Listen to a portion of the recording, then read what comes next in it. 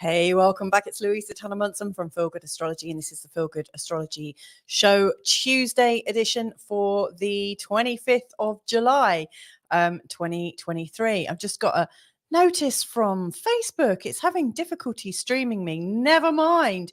That's not a problem because we've got people in the chat room already, and who needs Facebook anyway? We've got Penny Albertella joining us from Devon, I'm guessing, in the UK, saying hi all. That's very nice of you, Penny. How are you doing? How are things going over there right now?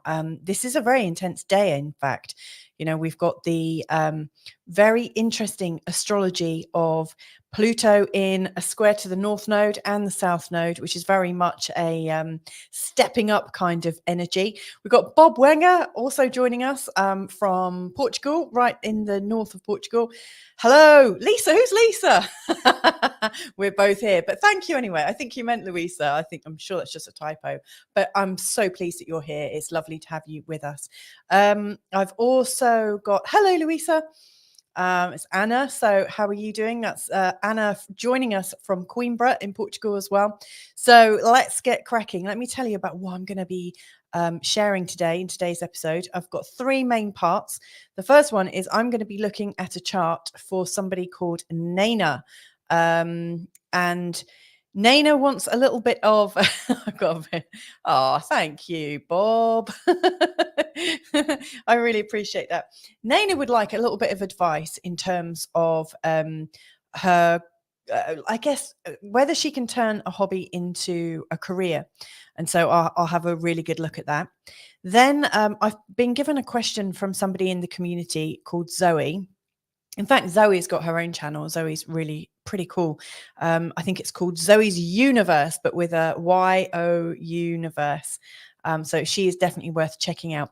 But Zoe had a question for me, and she was asking, will there ever be financial relief for humanity? Or actually, it wasn't will there ever be. It was, will there be financial relief for humanity? And it's an interesting question because, you know, I know that there's lots of different rumors as to what might be going on in the world. There are lots of people that just think that banking is just normal like every other day. Who don't notice that there might be subtle signs of things changing before our very eyes. And the funny thing is, since Zoe gave me that question, she also sent me a message to say that her bank had been taken over. This is a bank in America being taken over by a Canadian bank all of a sudden, and they just wanted to work online, full stop. So yeah, there are things going on behind the scenes, you know, and I've heard, and I'm sure other people have heard about things like Nasara and Jasara. Also the idea of UBI, Universal Basic Income, also ideas of going to a central bank digital currency, and also ideas on crypto. And what's going on, you know, like, is there an answer at the moment? I don't really know, but I'm going to explore it. I've drawn up a chart. I haven't looked at it yet. I'm really tempted to. I always like to have a good look beforehand to know exactly where I'm going to go. But you know what? This stuff is much better when I do it blind. So I'm doing it live and blind. But I'd love your input if you've got some thoughts about what's going on. And then finally, I'm going to drag Carl back. You know, so Carl has been in on the last two shows, and I really enjoy hanging out with him. Just in case you don't know, Carl's my husband, and he's a bit of a music aficionado. He hates this music I've selected for tonight's show, but each show we look at a song that's been released, you know, maybe decades ago. This one certainly was decades ago, but we look at songs that have got astrological references in to see if they were written with any kind of astrological truth or with a ton of astrological or artistic license, in fact. So I'm looking forward to seeing what you think of Adam and the Ants tonight with the song Scorpio. So before I get going, I've got a comment here from Penny. She's saying it's being really emotional, want to run away and hide right now. Oh, Penny, what can we do right now for you? Is there something we can do to help you? What do you need from us? You know, and I'm also wondering, it's really weird, like I'm talking to you as if I'm actually talking to you and there's not loads of other people watching us. But let us know if there's something we can help you with. If you've got a question that you want to put to us, or even me, whatever. Let's do something for you if we can. We've got Family Munson joining us. I think that's Mr. M upstairs. He's saying hugs to you, Penny. Definitely hugs from me too. It's horrible, isn't it, when we hear that people aren't feeling great? And Anna's saying, "Oh, I'm really sorry, Penny. So let us know if we can help you. At least not run away." So anyway, I'm going to jump right in and have a look at this chart. So let's bring up Naina's chart right now. And immediately when I look at Naina's chart, can you see there's some really strong shapes there? Now, for those of you that watch this show quite regularly, you'll realize that actually there's not actually usually such a strong pattern that comes out in the astrology. So Naina's chart, based on her birthday, which I think is the 9th of December 1968, she was born with very, very striking planetary placements. So you see here, she's got Saturn and Vesta in a conjunction, really tight. The Sun and Mercury are very, very tight in the 9th house. And she's also got Ceres there. All three of them within like just slightly more than 2 degrees. That's a very tight placement. Then she's also got an exact placement, an exact conjunction between Jupiter and Uranus. Now, that doesn't come around too often, that placement, I have to say. She's also got the vertex here, which is an astronomical and it's a mathematical point that's calculated. She's also got the South Node in a conjunction with Uranus and Jupiter. Then her Venus at 29 degrees, that's an interesting degree right now because, and I'll share with you why. You might already be able to see it. Look, there's Pluto just there. So she's got her Venus at 29 degrees in the end of Capricorn, but it's making almost exact trine with vertex. It's making a really lovely trine with the descendant. It's making a really lovely trine with Pluto. So these blue lines, these long blue lines, these are known for talent and flow. And this, Naina's chart is a really, really good example of beautiful flow. She's got these lovely long trines between Saturn and Vesta and the Sun and Mercury and Ceres. It's very, very strong. And so she's obviously very, very talented, and she's got her North Node in an exact trine to her moon, which is very beautiful as well, very, very beneficial. And her moon is also in a lovely trine with the ascendant. And then she's got Chiron right on the ascendant. Now, Chiron, if you might remember, is known as our healing. He's our healing guy. He's the wounded healer. And so I would imagine that Anna's life has a really strong story of recovery, also a very strong story of possible trauma, actually, but also the need to heal, the need to heal the notion of the soul. It's her Chiron is right in the 12th house, which is the place of our unconscious mind, but it's also a place that's very, very intuitive, very psychic, very imaginative, but it's also a place where we can have all our memories locked up in.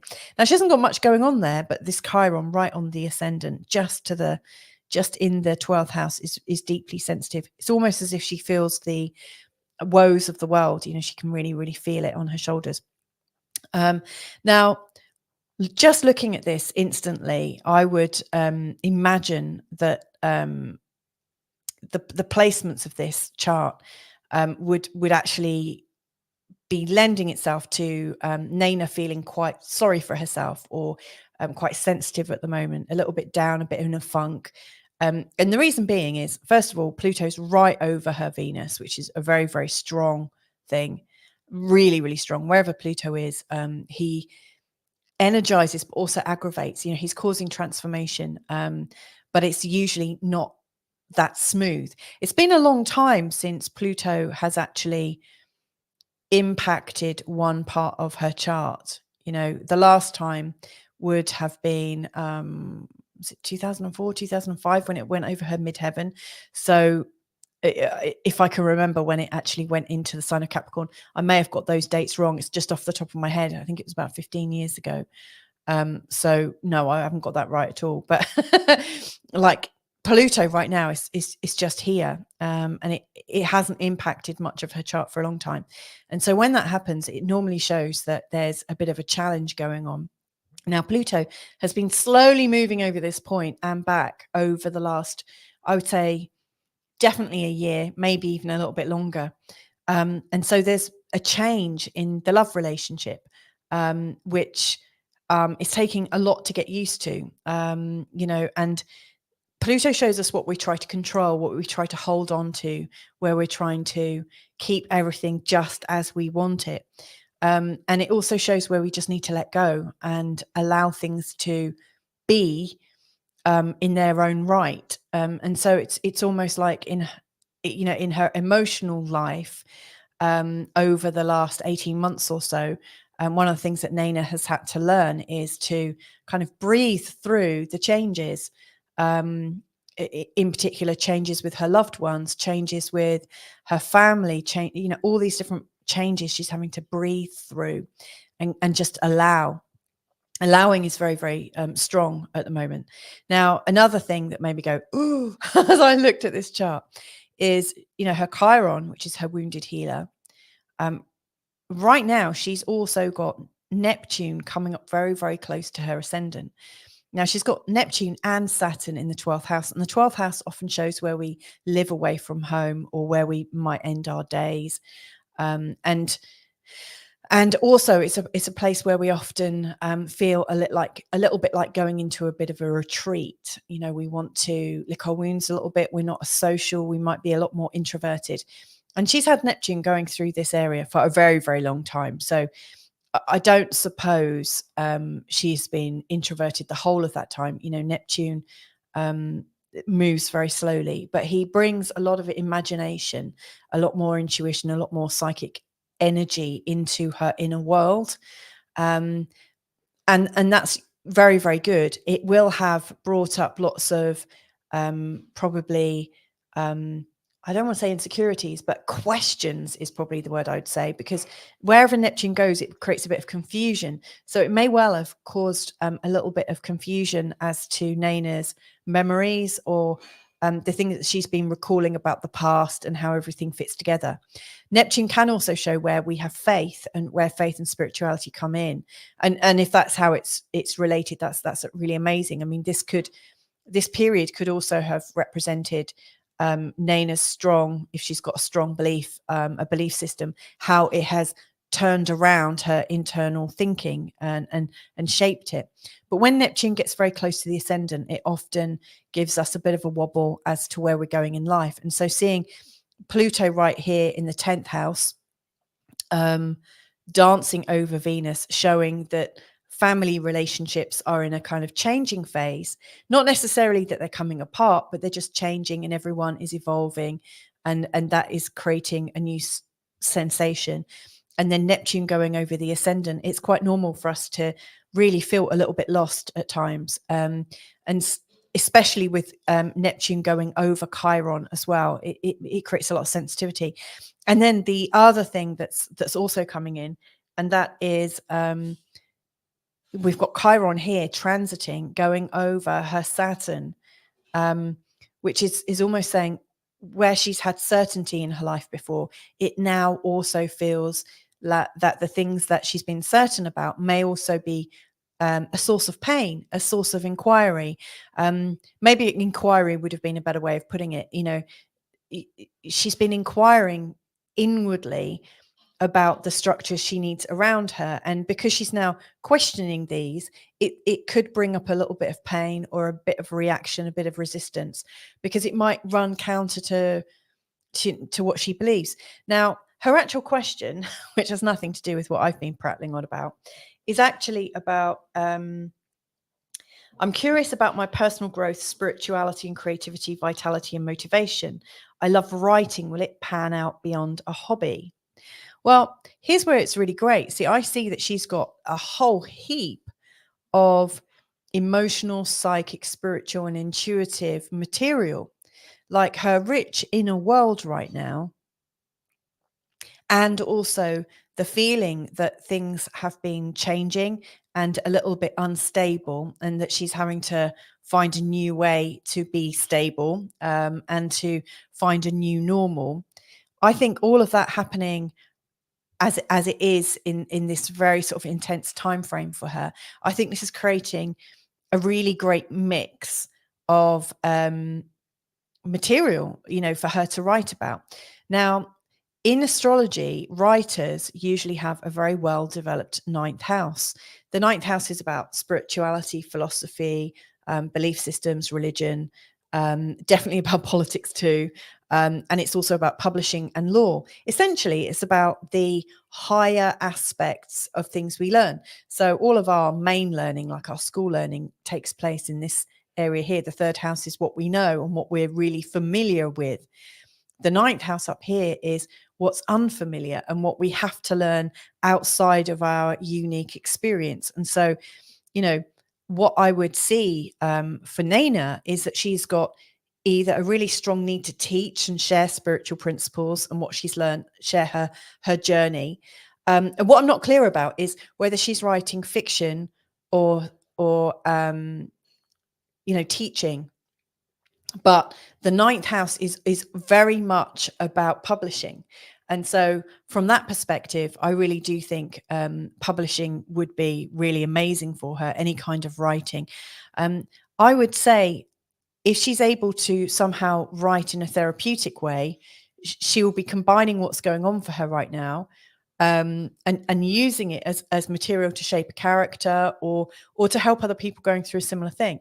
I mean, I know a little bit about her life changes over the last couple of years. I don't want to reveal it here. It's not my business to, but the particular change that she's going through right now is a change that lots of people are going through. And so I think she could offer very good spiritual observations or coaching based observations in a way that would be very helpful and very compelling and very gentle. She's got a very sort of like naturally gentle way of being, which is funny actually, because one thing I haven't spoken about, she's got her sun in the sign of Sagittarius. She's got an Aries ascendant and a Capricorn midheaven. I mean, it's so funny that I was saying she's got a sort of gentle energy. My experience of her is that of somebody who's very gentle and very gracious, and yet with an Aries ascendant and also a Capricorn midheaven.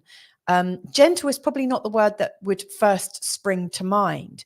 You might think thought-provoking, you might think challenging, kind of funny, kind of light and intense at the same time, trying to get some kind of reaction. I mean, something else I would also like to point out is she's also got her angles all at 0 degrees in the cardinal signs.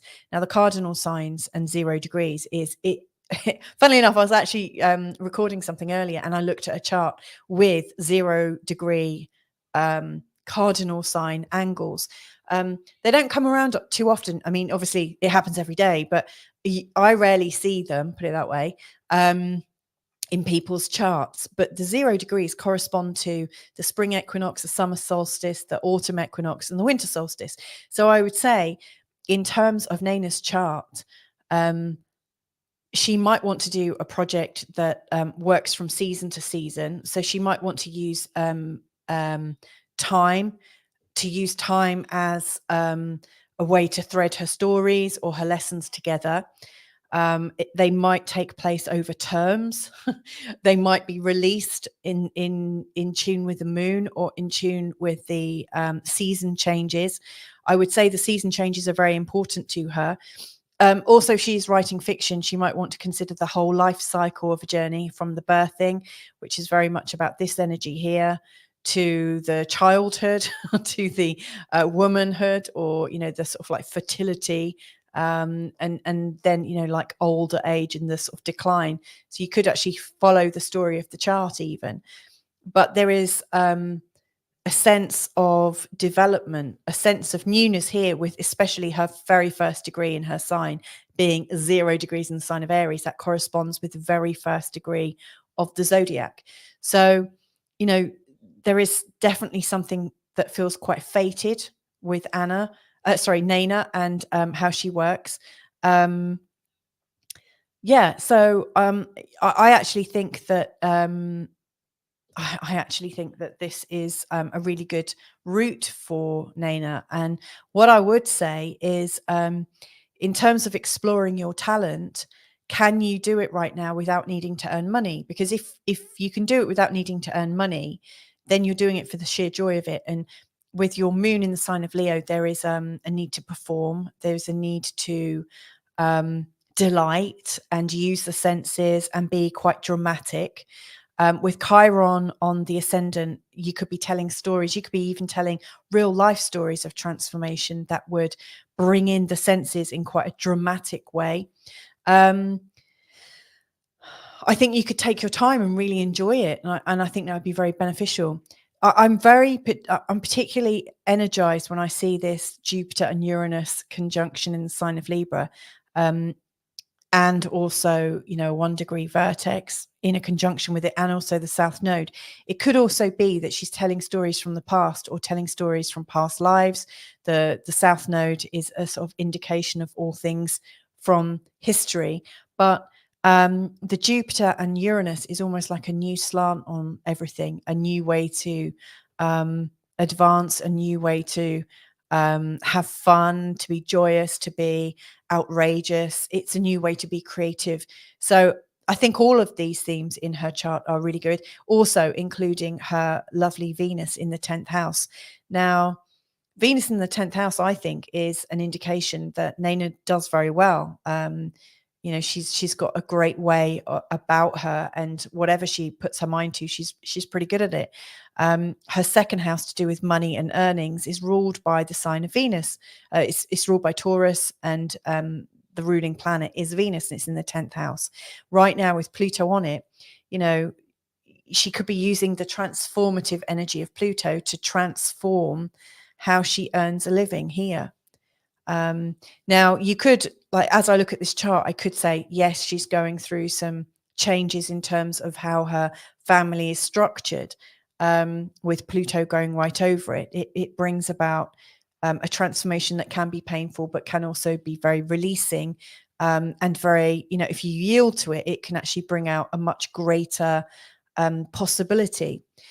And I always think with these outer planets, if you don't use the energy as it presents itself, for something you want to focus on, then that energy uses you. So I think if she was using her creative energy, Venus is basically about creation.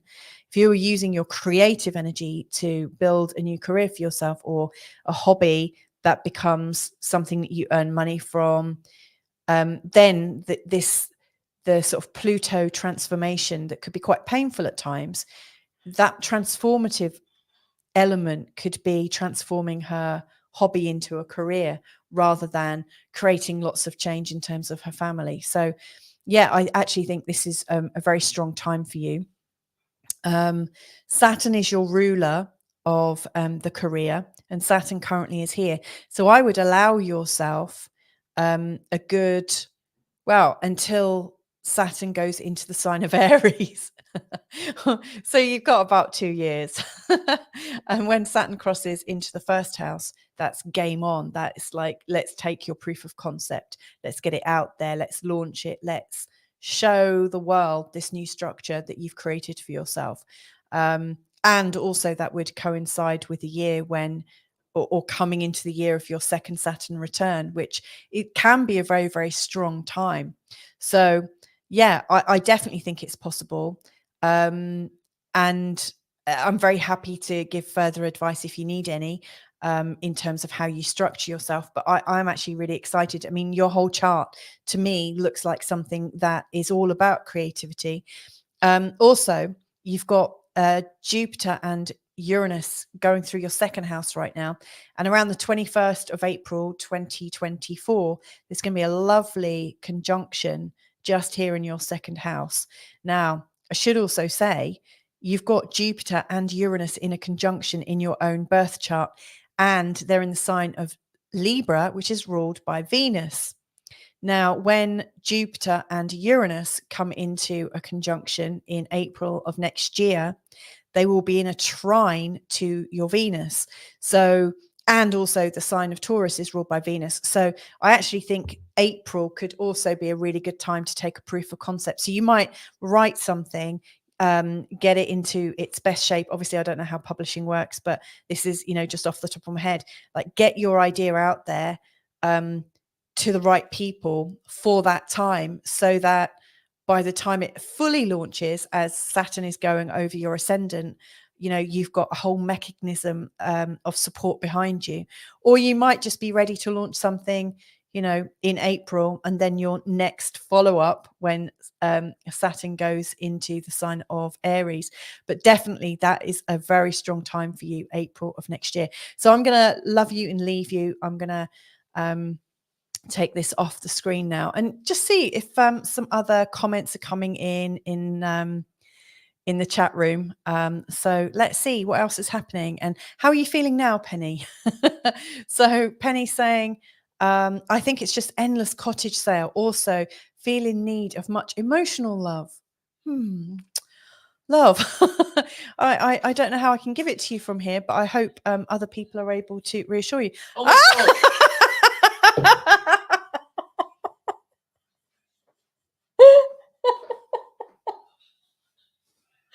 That is so funny. I've got a man on all fours, naked, crawling out my room. Now, that is a little bit of tongue in cheek, because this morning on Mr. M's show, on my husband's show this morning, I took him in a coffee, and it's very hot here in Portugal, and I was naked, and all of a sudden there was somebody outside in like the other side of our back garden with a leaf blower, and he had the windows open, and all of a sudden there was this outrageous noise coming in. And so I thought, okay, I'm going to creep behind him on the floor and shut the doors so his live stream isn't ruined by the noise of the leaf blower. And I must have been half asleep. It was quite early in the morning, and I didn't duck down enough. And so you see my naked body in my some worst pants ever, creep towards the back window. And then I realized my mistake, and then I duck down, and I'm just laughing my head off.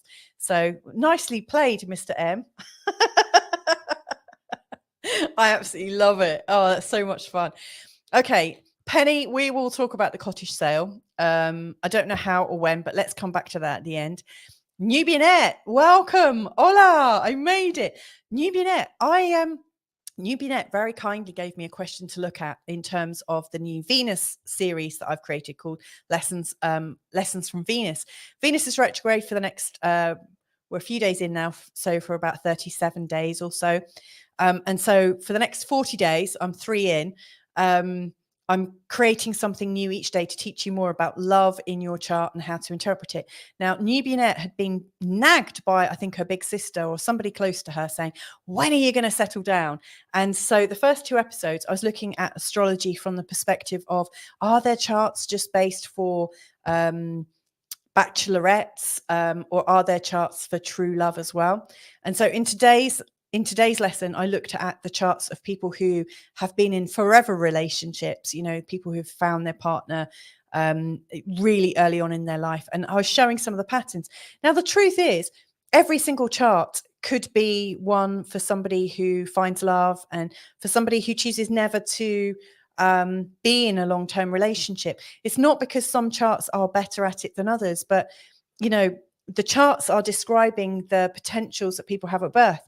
And you've also got to put in the experience that they have. So you've got the potentials at birth plus the life experience.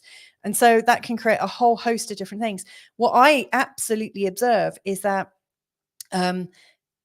anyone can change their position at any time. And we can help to plot it. We can help to see it with astrology. But at the end of the day, Nubianette, right at the end of today's lesson, I look at your chart through a new perspective and show what I think could be the key to maybe finding a long-term relationship or even wanting to, because like who's to say you actually need that anyway. But it's in episode 3, so check it out. It's on the Venus playlist. So I've got more coming in. Penny Albertella, it sounds like you need to give yourself a break, do something especially kind for yourself. I agree with that. We've got Big Long Dong. Wow, this is awesome. Hello, Big Long Dong. Wonder where you got your name from. That's fantastic. Penny saying, oh, thank you all. Newbienet, I don't know what those squares are about, but thank you anyway. I've got laughter and joy coming in. Okay, so Newbienet is saying, my siblings are worried I might be unhappy because I've been single so long. Not at all. I was exhausted by being the strong one emotionally. See, there you go. That's the thing. You know, you've got a great chart, in fact, Newbienet, but if you've had to be strong for people, you might just be a bit like, why do I want to spend my time being strong for more people? You know, so I would watch that episode. It was really like recorded with you in mind.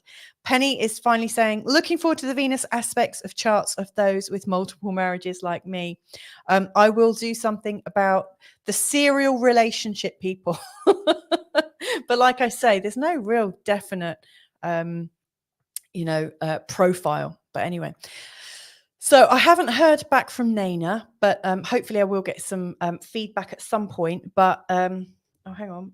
Oh, I've got something right now on my mobile. Thank you, Louisa. I am so touched by your reading. It's given me a lot to reflect on. As always, your reading is so very nurturing and intuitive. Well, that's lovely. It's lovely to hear that, and I hope that helps you.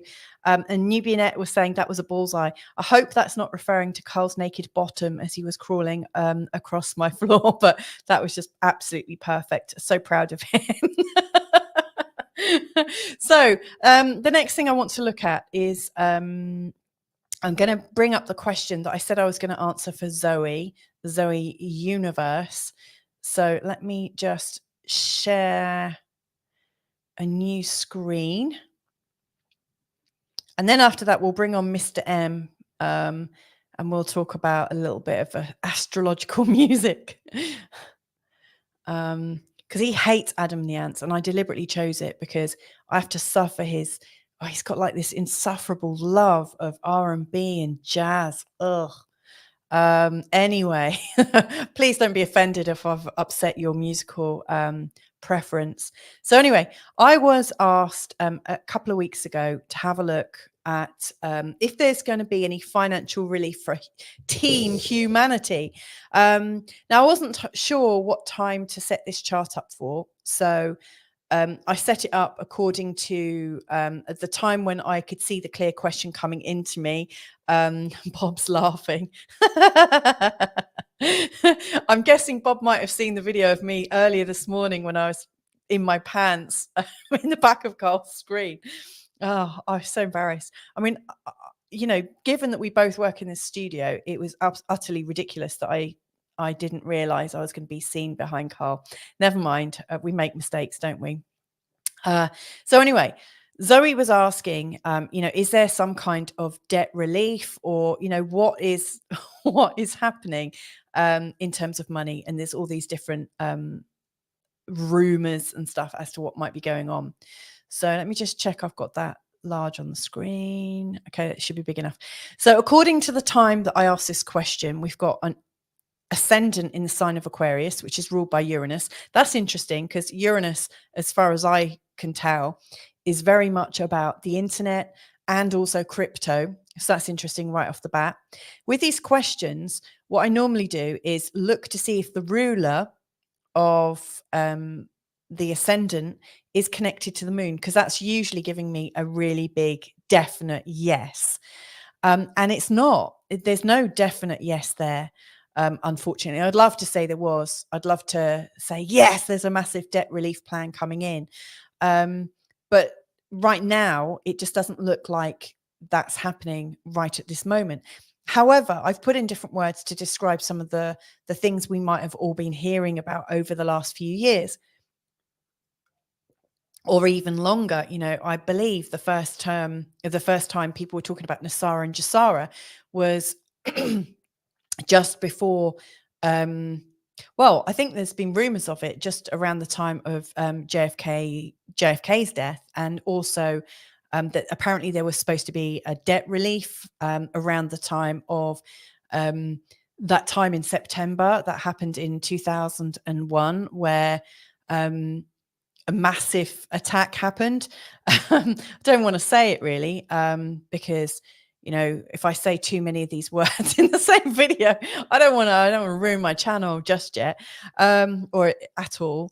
But anyway, I've heard of ideas of debt relief under the names of Nasara and Jasara, the idea of some kind of global relief, that tax money has been taken and used for illicit and nefarious purposes, and that in actual fact, we might be all as a human force coming into a new way of being, a new system whereby things are more equal, and where a lot of the money that has been taken and used against us is actually repaid.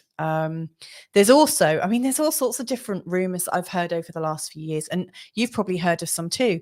For instance, everybody that's got a birth certificate, so that's most people, there's this rumor that for every person that's born, there is an equivalent amount of gold allocated to them, or metal or money or some kind of value, and that value is traded on the stock exchange by people who have some kind of interest as to what happens in people's lives. And so we are a commodity and we don't even realize it. This is really down the rabbit hole information, so like I say, these are all just different things that I've heard about in the rabbit hole, as opposed to this idea that it's just tra-la-la, go to the bank. Yes, the banking system's all fine.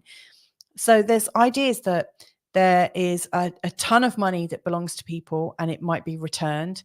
There's also rumors of charitable funds under the name, different names of saints, but one of them, Saint Germain, that there might be a ton of cash put aside for humans.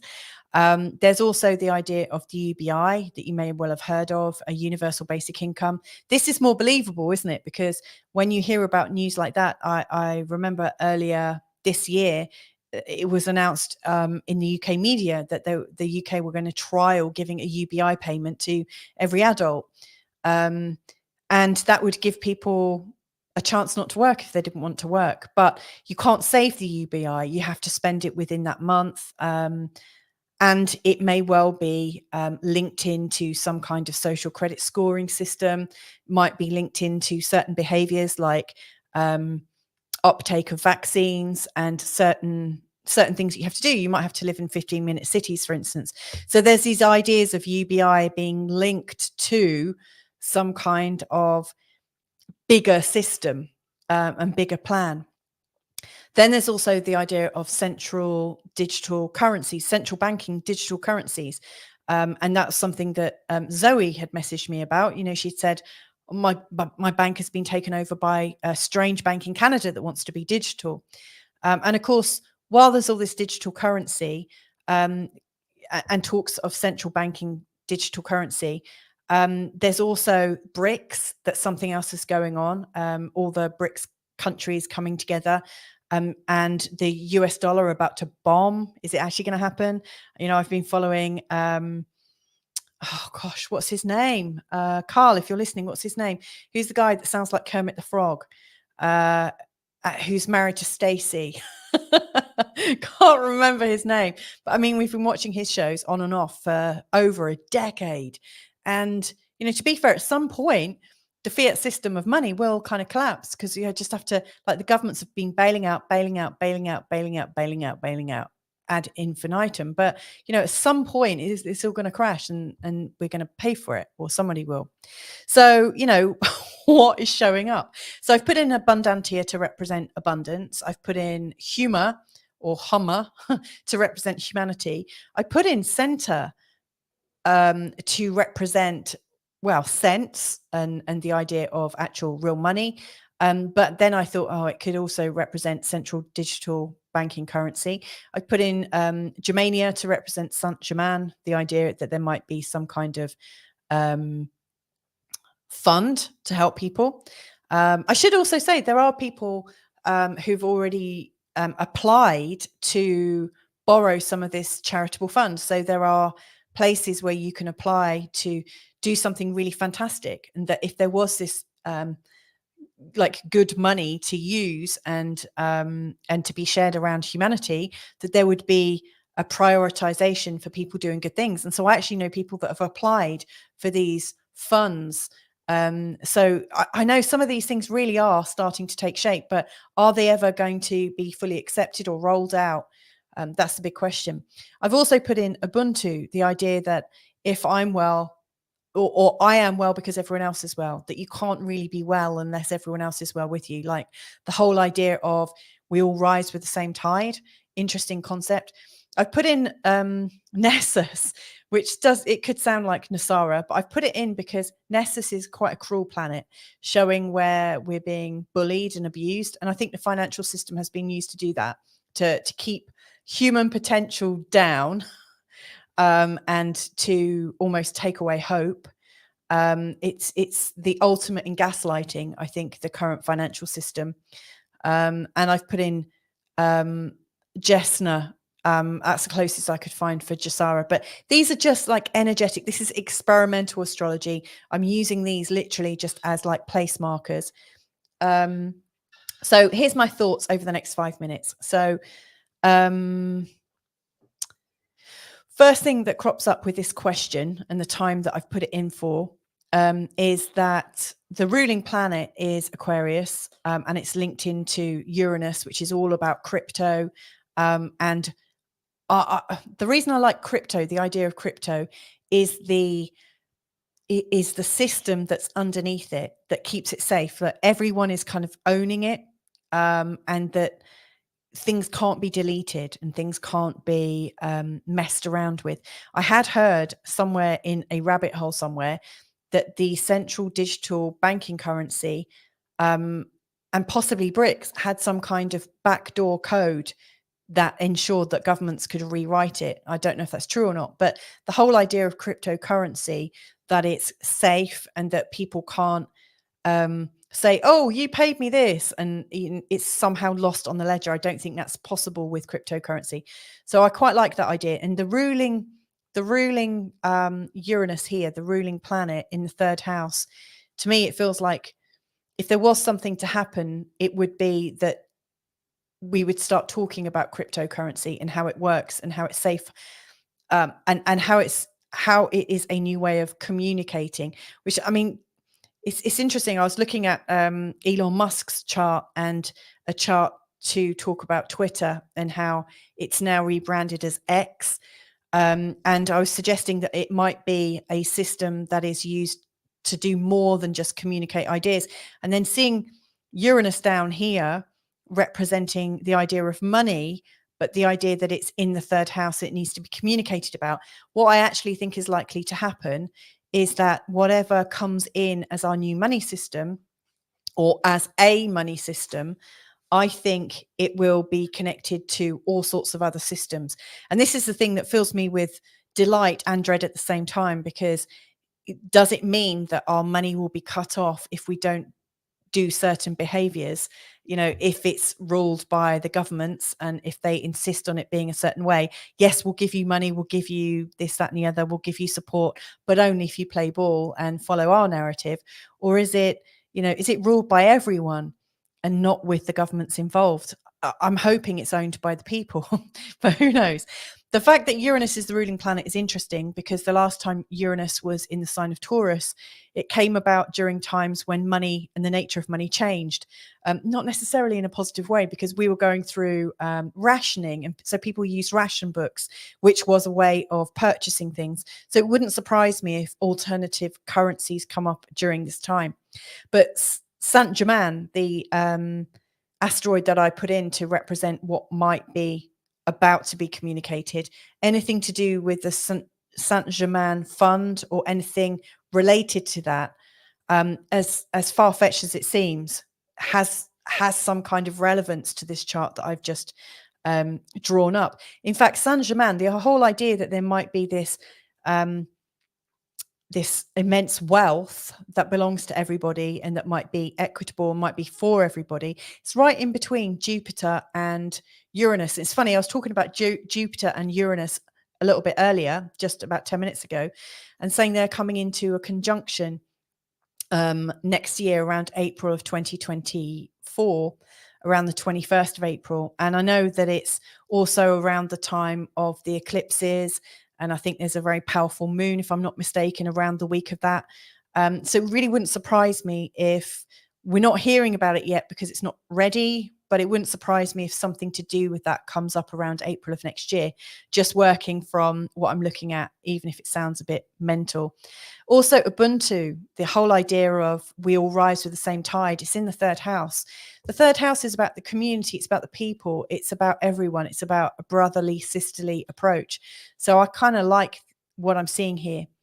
Right now, humanity seems to be very much working in alignment with what appears to be our governing bodies and banks and stuff. We're in this very sort of sweet trine with the banks, and we're very, very close to the ideas of central digital currency. So it wouldn't surprise me if that's something that we hear more about in the present. Jasara, the ideas of Jasara and the patterns of Jasara, they're showing up in the 7th house and also very close to Mars, but in the sign of Virgo. Now, the sign of Virgo, I think, is a place where a lot of it's not a place to make decisions. I think Mars's decisiveness is slightly lost here in the sign of Virgo. Yes, we can make some administrative changes and we can come on in leaps and bounds, but it's not a very decisive sign. It's not a very decisive placement. So what I'm getting with any ideas, if there is a Jasara, to me, it looks like it's a logistic nightmare. How would it be implemented? How would it work? And it's also showing up in opposition to Saturn.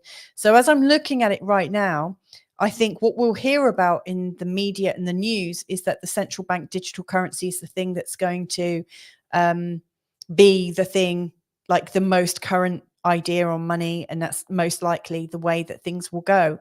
But I actually think there's something much bigger happening behind the scenes that we'll hear more about in April 2024 and leading up to it and thereafter. But around 2024 seems like a time of human ingenuity, creativity, spontaneity, and excitement. So I'm going to leave that there. I hope that was helpful.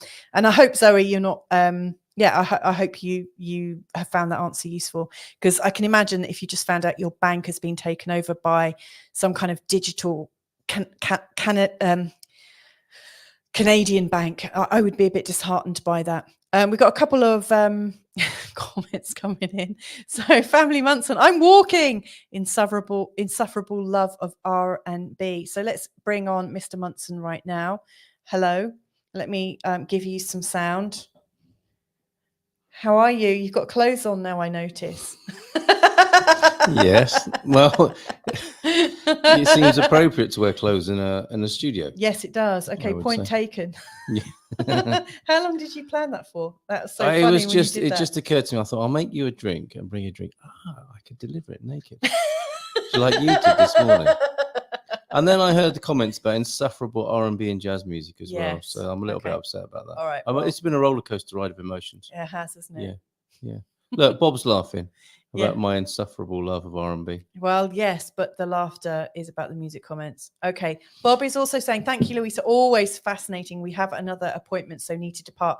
Bob, come back and watch do you like Adam and the Ants? If you do, please do come back. And also, you said I don't like Adam and the Ants. That's not true. I saw Adam and the Ants in the 80s live at the Hammersmith Apollo. Oh, okay. When it was the Hammersmith Odeon. 2 drummers, Adam Ant at his peak, I think. Yeah. And I don't think this track we're looking at is his peak. It was when he went from being cool into that Prince Charming phase when Diana Dawes was in the videos and everything. And he all got he wanted to be as kind of 70s glam kind of, punk glam, didn't he? New wave glam. And I went off him. I really enjoyed the Kings of the Wild Frontier album. Not so sure about the Prince Charming from which this track comes. Okie dokes. All right. Well, sadly, we can't play it. No, you're not sad about that at all, are you? I mean, I'm really glad we can't play it. But you've got the lyrics. I will actually put a link to the actual song in the YouTube description. So if you do want to listen to it, that you can do it. And Carl will also make it into a podcast as well. I will. I've got one to catch up on with the Age of Aquarius. That's all right. Yeah. So let's have a look It'll at these be my lyrics. pleasure to work on that track. Okay, so here it is. Oh. Hold on. I'll be back in just a moment. If you take, yeah. Oh, good boy. We've got a 4-year-old that has just done a poo in the potty. So it's very, very naked, raw, and wild in the Munson household today. I wonder how it is with you. So anyway, with these lyrics, we've got, there's a gang in every town. I say that the rules be turned around. Listen here from one who knows. Be fearless just like the Scorpios. So I can actually hear this in I just want to sing, but I don't want to ruin it for everyone. But I really like these. I actually think this is one of the songs that is actually quite in alignment with the whole idea of what it is to be a Scorpio. First of all, I mean, check out his styling. I mean, the styling here of Adam and the Ants, and I think on the next page as well, look, there's his ants. It's kind of got a Scorpio look. I would also say it's got the look of Leo. There's a lot of drama there. But the Scorpio colors, like the black and the dark, the red, the dark nail varnish, the really dark kind of looking eyes that look like they want to do unspeakable things to you. I did have a crush on Adam and the Ants, I should say, whilst Mr. M's not in the studio. But anyway, there is something very much scorpionic about the way these guys look. And also the use of leather and knee-high boots. I mean, they're kind of really looking like, sorry, my cursor was going around there then. But they really do have that kind of strong and slightly edgy look to them. So anyway, I was just saying they've got the look of Scorpio and a bit of Leo flamboyance. Okay, let's get your mic back up. Cool. Yeah, that wasn't in Uranus. Right. Okay. Okay. What did I miss? Well, I just read out the first. Okay. Gang in every town. I say that the rules be turned around. Listen here from one who knows. Be fearless, just like Scorpio. And I would like to sing the tune. I would like to sing the tune. You can't, but there is no tune. It's just a mess, isn't it? Anyway, I need to get off that. What do I know about Scorpios? Yeah. 2 sons who are Scorpios. Yeah. They, the cliche of the sting in the tail. Thoughtful and, if necessary, can deliver. Actually, our boys aren't very Scorpionic. They're placid characters, aren't they? However, if they do need to deliver bad news, oh yeah, they're right on it. They're really straight. Yes, they're really, really straight. And I don't think with our young boys, have got quite a lot of Pisces in them that will really see the true Scorpio. Right, your dad's a Scorpio, isn't he? Yes. And if the barbed practical joker is a Scorpionic stereotype, is there something in that? Well, yeah. I mean, the practical joker isn't such a Scorpio thing, but the barbs.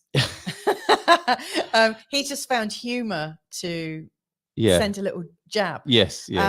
So like there's a gang in every town. Or if there is a sense of humor with Scorpio, it's Schadenfreude. It's like having a laugh at somebody else's misfortune. So there's a gang in every town. First of all, I think the whole idea of gangs is quite predatory, which is one of the Scorpio. Is it? Yeah.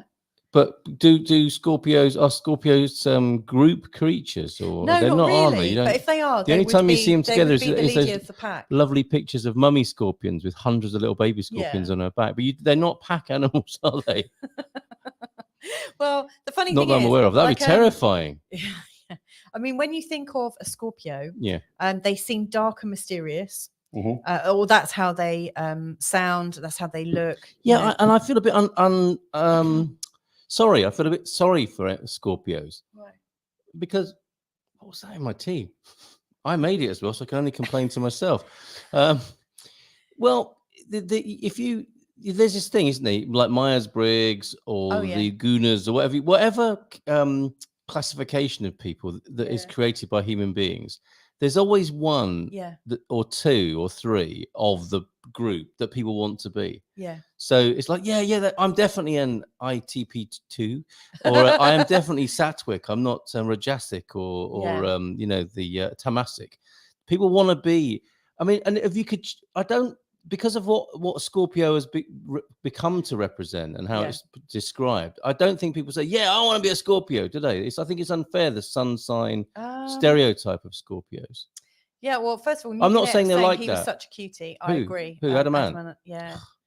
Stuart Goddard, not without his Penny troubles. Albertella is actually saying he is a Scorpio. Okay. Actually, I thought he might have been more of an Aries, but they're both ruled by Mars, and Scorpio is also ruled by Pluto. Yeah. Thanks for sharing that, you two. He was a complicated cutie.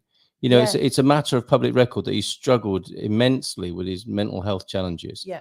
And incredible creativity. I mean, he embodies what can happen to a creative artist who, I don't know, doesn't get the right support, gets too much money, or has the limelight in such a way that it becomes unbearably challenging. And I think he's on record. A friend of ours made a documentary about Adamant. Really? Yeah, and again, as much as I feel sorry for Scorpios, I have some sympathy for Adamant as well, and what happened to him in his showbiz career. Yeah. As well, but I don't know if this is related. Well, no, it's kind of interesting because, like the sign of Scorpio is ruled by Mars, which is like warlike. Yeah, and he loved the tribal rhythms, didn't he? And he liked being a punk. And the drums. He loved the challenge of the punk. But it's also ruled by Pluto, and Pluto's the god of the underworld. Right. It's that too. It's about death, darkness, and power. And he liked a bit of decadence and bohemian. Well, that's interesting because Pluto is also the god of the underworld, but also the god of mining, because all of life's riches return to the earth. Like when you die, it all goes back to the earth. Oh, yes. And so Pluto owns it all. And so you're looking at all Pluto owns it all. Now, that would have been a great Adam and the Ants album. Oh, yeah. Pluto owns it all. But look at this decadence, all these frills. And the Prince Charming era was like the record company saying, okay, you're doing well, here's some money, knock yourself out. And he did, didn't he? Let's face it. That and video. He's called himself Prince Charming here. Prince Charming, oh, Prince Charming, ridicule, nothing to be scared of. Looking at another of his lyrics. And Goody Two Shoes. He was always thinking about, and I think working in this contradiction between being a show off and shame. Yeah. Which are also very much Scorpio themes. Yeah. Like Scorpio rules the 8th house, which is everything that is too embarrassing to talk about. They will address the darkness in the room, in the songs, in the videos, make people uncomfortable, and maybe pay the price. Yeah, definitely. One thing I will say with Scorpio, it's one of my favorite signs because it's got all the seeds of shame and embarrassment and all the things people try and avoid, and yet it faces itself and it usually transforms. Like it's a really transforming sign, so I love it. So, and that's why people don't. But no, I'm not saying Scorpio should feel bad. You've got Scorpio moon. I got Scorpio. I was saying I have some sympathy for Scorpios, and this idea that I mean, you must see this. What sign do people want to be if they could be? People want to be Sagittarians. Yeah, okay. And then at the other end, it might be Scorpio, mightn't it? That person who does what you just said. Yeah. That's not the most popular person at a party, unless they are dressed like Adamant and they razzle dazzle people with their appearance, and then take you somewhere to explore these issues. But there's got to be a bit of magic or sideshow, hasn't there? And magic and mystery are also very much Scorpio themes. Yeah. Look over here. It's very sort of hypnotic. And now here. Yes. Yeah. So there's a gang in every town, like the predatory thing. I say that rules be turned around. They're rebellious. I agree with that. Listen here from one who knows, a bit cocky. Be fearless, just like the Scorpios. Oh, that's more like David Bowie, isn't it? Yeah. Oh, has he done an astrology track? I don't know. I'd love to find out. He's a Capricorn, so if he has, I'd love to have a look. Yeah. Then the next, this is like the chorus. It's like, pretty, look young, be fearless. No tune. Like the Scorpion. Not you, but the song, the song itself. Pretty, look young, be fearless, like the Scorpion, the Scorpion. That's like they're this is a first. Digging it in. This is a first. This is astrological integrity, isn't it? This is astrological integrity. It's written from the first person. He's talking of his own experience and presumably what he's researched about the astrology of himself. Yeah, well, to me, like it's saying, be young and be fearless. That's kind of talking to courage and bravery, and to kind of sticking your finger up to the world and do it. Look at this. Diana Dawes, aforementioned, is in the lyrics as well, Yeah, isn't she? is. Yeah. So the next round, the next verse, black's the color, watch the claws. Oh, yeah.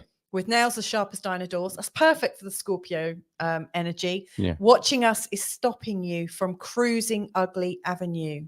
Oh, what does that mean? Like you're looking at us stops you entertaining or examining, analyzing yourself. Maybe. While one finger is pointing at us, four are pointing back at you. Maybe. I think maybe that's a Scorpio. I think it could be a big old deflection thing, which is quite a Scorpio. Yeah, ugly avenue. Right. Was that in Southeast London somewhere? Yeah, maybe. Right. It also sounds like a bit of gaslighting, which is also a bit of a Scorpio theme. Right. So yeah, these two lines, proper Scorpio, watching us is stopping you from cruising ugly avenue. To me, he's kind of taking the mick. Yeah. He's kind of rubbing it in just to, is that part of the role of the Scorpio, the Joker jester? I mean, that seems to be what this is leaning into. Taking a little bit of a poke at society or the rulers, and they start laughing and realize the joke's on them. Yeah, maybe. Anyway, and then it goes into the chorus again, but then right at the end, right at the bottom, it says, and if by chance you cling to hate, just rest assured it's your mistake. Not afraid to do a literal rhyme. Sounds near enough. Yeah. And if by chance you cling to hate, just rest assured it's your mistake. And that's an enduring and liberating message at the end there, isn't it? Yeah. Which is what I think happens with the Scorpio energy. Okay. It faces the darkness. Actually, it starts off a bit mean and a bit nasty, kind of like to see very if you much, can take it. Yeah. Mm-hmm. Then it's like courageous. It's a bit of a scrapper. It gaslights you a little bit before it transforms. But if you've come this far, we can be friends. Mm-hmm. Yeah. Well, how about that? This is perhaps you didn't think. Well, we were find I didn't. I thought he'd be more bothered about his appearance and making the rhyme. I remember these people. That's Marco, isn't it? Is he one of the drummers or was he the bassist? I can't remember which. These faces are so familiar to me. Yeah. I remember them from the Kings of the Wild Frontier album. Yeah. When they still had white stripes across here. I used to with look a bit at of 80s cultural appropriation. I used to look at this album cover. And like, I mean, this is presumably. when everyone had all the lyrics on the album. Who was your favourite chap of this lot? What, Adam himself? Yeah. I mean, do you remember the show where I was talking about tanned blondes? Yeah. So he's not for you, is he? He was crossed off. Marco was probably the oldest guy in the band. Is that looking him? A bit like a dad? No, the one next one. Yeah, I didn't go for dad. He was the dad guy. He could have been in Spandau Ballet. He looks a bit miserable. He's not. He's a bit too intense. They all look a bit miserable. And do you think the guys on the right and the left have ever got over the wearing leather trousers on tour? I mean, they presumably still have complaints related to that. Well, like thrush and stuff. Well, yeah, this sort of thing. I don't know. Hot but you know stages, what? leather trousers. I think I would have lusted after this one. I quite like horse-faced men with makeup when I was younger. The makeup's there, isn't it? Yeah. But really, it was Adam. Of course, look. I mean, he's made sure, hasn't he, that none of them have outpaced him with the costumes. So there you go. Hinch Jammy, Hinch Jammy. Oh, look at this. In my mix, lol. What's this? Who's Richard Laws? Richard, good evening to you. Hello, Richard. It's in your mix. Do you know what? I absolutely love Adam and the Ants. And sometimes when I'm drawing up charts for people before I do the reading, I'm actually listening to Dog Eat Dog and music. I feel beneath the white there is a red skin suffering from centuries of taming. That needs a Richard Cheese version, doesn't it? Yes, it does. You should do it. Piano, lounge piano style. Got a couple more comments, and I think we should say why doesn't everyone want to be a Taurian? Well, that is a good question from Penny. Do you know what I would say? It's a bigger blog piece, wouldn't it? Yeah. Which is the sign people want to be. Do you know what? I think a lot of people, like back in the day with the old astrology books, it was rumoured that everyone wanted to be Sagittarians. And that's just because they seem to be a bit larger than life, but not that invested in it. They will share the limelight with other people. Yes. They won't like demand it. Okay. And they're quite easygoing and they're up for a laugh and they're a bit mental. And so a lot of people Yeah, the Sagittarians. Yeah. You know, they're kind of easy going, but Taurians are also equally easy going, but Taurians maybe aren't as daring as Sagittarians. But I think, you know, maybe as you grow a bit older, you might want to be more like a Taurian. But I mean, Geminis are really cool as well. Like they're up for fun, and you know, see, it's different from Myers-Briggs, isn't it, and other dispositions, because you're coming from the point of view of your own sign, aren't you? Yeah, generally speaking. Absolutely. And I always, you know, the people who've given me most trouble in my life, I think, are earth signs. Hence why Taurians freak me out a bit. Not all. Yeah. Not all, but yeah. And you've married 2 Sagittarians. I'm more comfortable with other water signs and fire signs and air and earth people. Just like, I think this is going to be awkward. This is going to be, and it's not necessarily true. It is my prejudice, which I own, but there you go. Yeah. And Nubian, I love that. Well, that was deeper than I realized. Come on, what do you expect from us? Come on, Nubian. I love that he's been touring recently. He's such a strong person. He's been a Taurian recently. You can't do that, Adam. He can't just change. Yeah, okay. He is a strong person. Now, fair play to the guy. I mean, he's had his struggles, and he's been open about them as well. Perhaps, again, that's a Scorpionic. Well, the weird thing is always seeing your favorite artists from the 80s or 70s and 80s. I mean, when you see them now and what they look like now. Robert Smith, for example, from The Cure. Yeah, you know, he's got to keep doing that, hasn't he? Paul Weller looks like a woman. Well, a lot of them look like old grannies now, don't they? But you know, don't mistake that old granny exterior for what might lie beneath in terms of serious creativity and acerbic wit. Yes. So Penny, last thought from Penny is there anything in being a Taurian cusp Gemini? Can I answer this? Go on, I'm joking. Like, of course I can't. Of course I can't answer that. Do you know what? That would be a really good question to do in another show. Oh, I see what you did there. Yeah, very good. Because lots of people talk about being on the cusp, and my birthday is just it's in Sagittarius, but I'm so close to Capricorn. And you know, growing up, I was told, "Oh, you a bit of both." But actually, what I realize is, well, my understanding is that you are one sign or another, no matter how close you are to the other sign. You know, really, yeah, and I'm happy to explore that in a question sometime. Cuspiness. Yeah. Cuspiness. That's an interesting word. Cuspy is lovely, isn't it? Cuspy.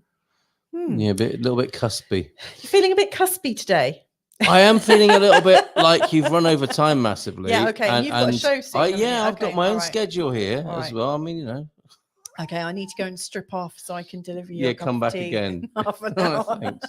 Is this going to escalate? No. Right, okay. I don't think he can escalate any further than it's already gone with both being of us. naked. Yeah. I don't know. So anyway, thank you to everyone that's joined us today. And well done, Adamant, for having astrological integrity rather than just artistic license. Yeah, fair play to the bloke. And if you've got a show for us to, like a song for us to explore in this lovely little fun segment of the Feel Good Astrology Show, then please do write in and let us know. I'd love to hear that. Yeah. Listening for Signs, I believe. Yes, it's called Listening for Signs. Yeah. But anyway, lots of love from both of us to you, wherever you are in the world. And hopefully we'll catch up with you real soon. Bye for now.